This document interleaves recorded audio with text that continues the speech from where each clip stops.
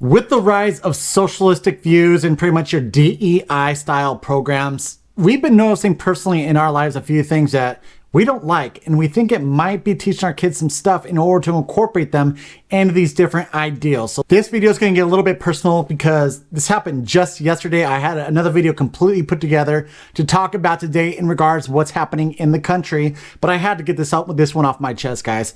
What we did yesterday was we went to my son's field day. And so we started out the morning doing the breakfast, doing all the morning routine stuff. And right away I tell him, and I'm like, hey, dude, we got to win those blue ribbons, right? We got to go and achieve those blue ribbons. We got to do as best we can, run fast, throw hard, all the good things. Because where we came from back in Colorado, we were at a private school where they did do this, where they gave out ribbons, where they did do all these competitions for individuals. And then they also incorporated some of those relays. First thing that I noticed is they had everything set up for relays. And I was talking to my wife, I was like, what is going on here? Are there like no individual competitions whatsoever? And I was like, all right, let me just see where this goes, see what happens with it. So they started out with their relays. After the end of the relay, I was actually talking with one of the other dads about this.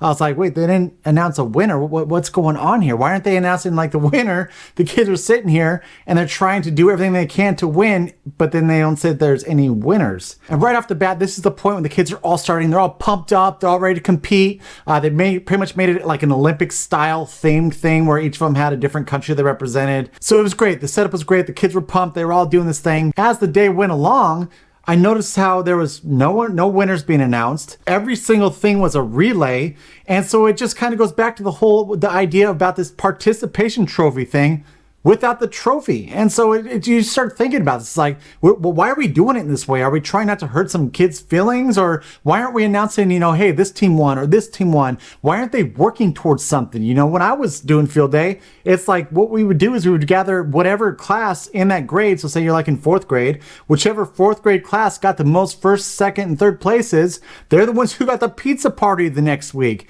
And they didn't do anything like that. It just blew my mind. I also started to notice too, towards the end of the field day, the kids lost motivation. It's like, why were they doing this? This is just a glorified version of gym. So like, why am I going to go out here? So they weren't as motivated. They're taking forever to go through the relay races. They're like, oh, here we go. We're going to do the sack race. We're going to do this race.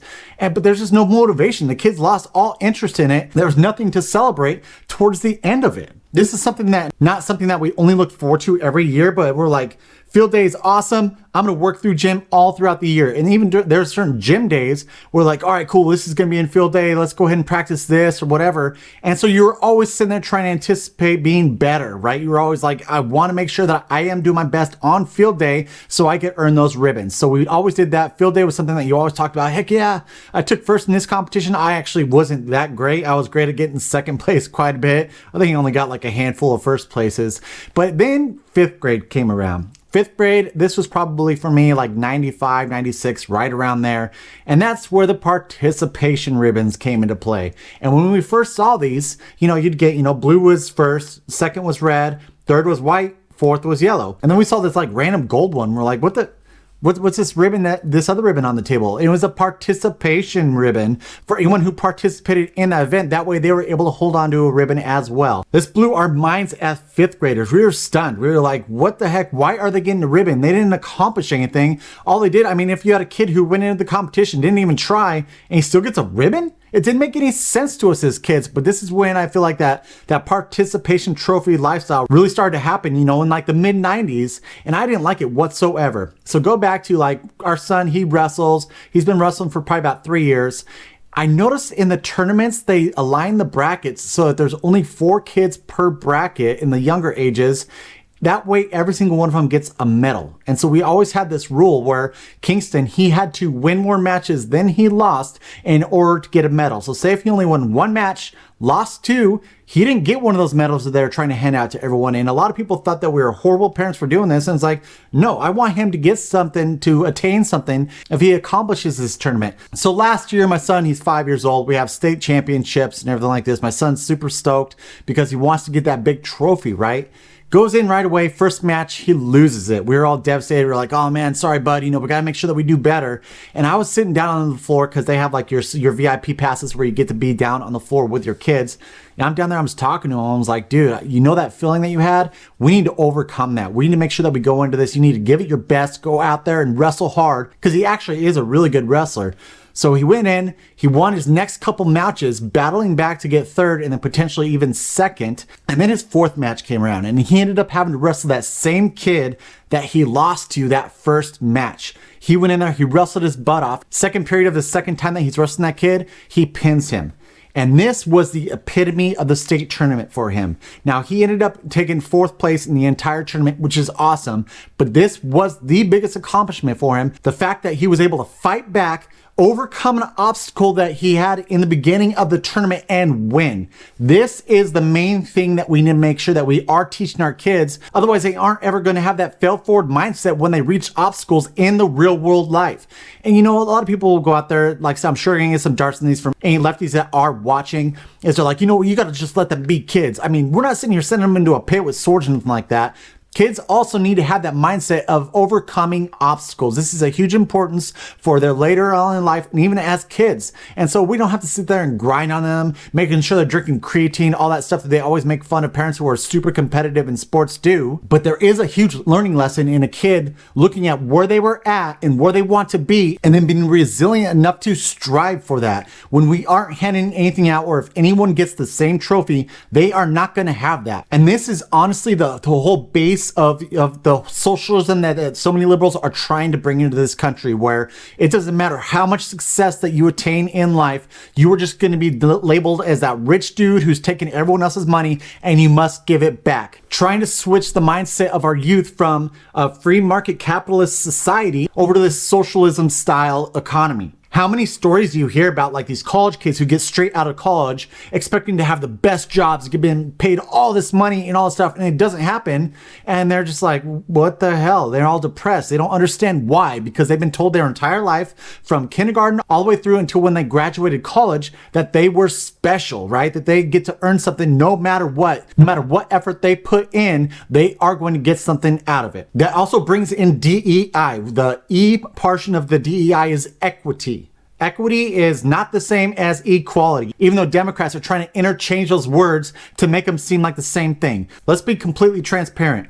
Equality is equal opportunity for everyone, and it doesn't matter on your skin color, gender, anything. The fact that you have the equal opportunity. Equity is equal outcomes. So it doesn't matter how much effort you put in it. It doesn't matter if you put your blood, sweat, and tears into a business and anything in life.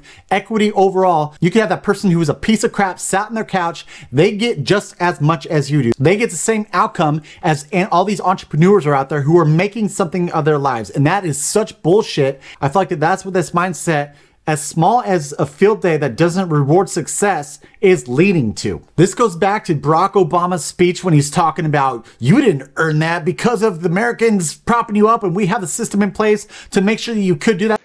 If you've been successful, you didn't get there on your own.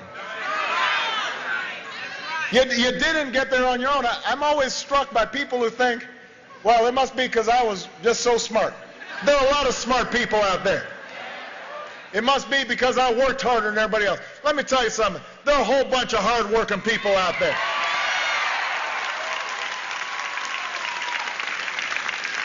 If you were successful, somebody along the line gave you some help. There was a great teacher somewhere in your life.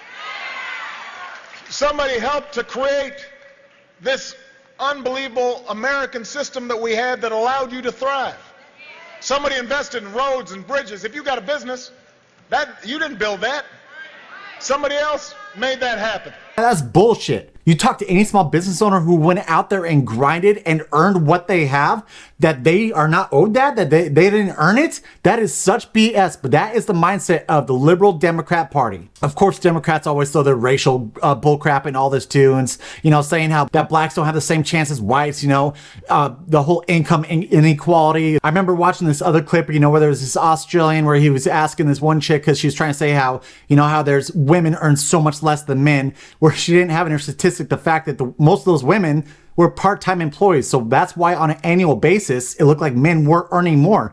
I'm not saying that there are some people out there who will look at a man and a woman and they'll end up giving the man more salary than a woman, which is, I mean, we could all agree that's bullshit, right? 100% of what you earn should be based off of merit, how much hard work you could put in, and how much you produce for that company, not based off any race, gender, or anything outside of that. As you could tell, this is something that really hit my heart. I could not believe it, considering the fact that we came to Florida and, you know, for these schools and they were doing that. Yes, we were in a private school in Colorado, but at least they were teaching those little lessons to our kids about it is good to overcome your obstacles. You look at where you're at. If you get a third place next year, guess what? I'm going to strive for first place. And I see the kid that beat me last year. I'm going to try beat him next year. It's a way for them to better themselves. And there is nothing wrong with teaching our kids that in society. Thank you so much for watching, guys. I appreciate it so much. If you could do me a huge favor and follow along this channel, and I'll see you guys next time.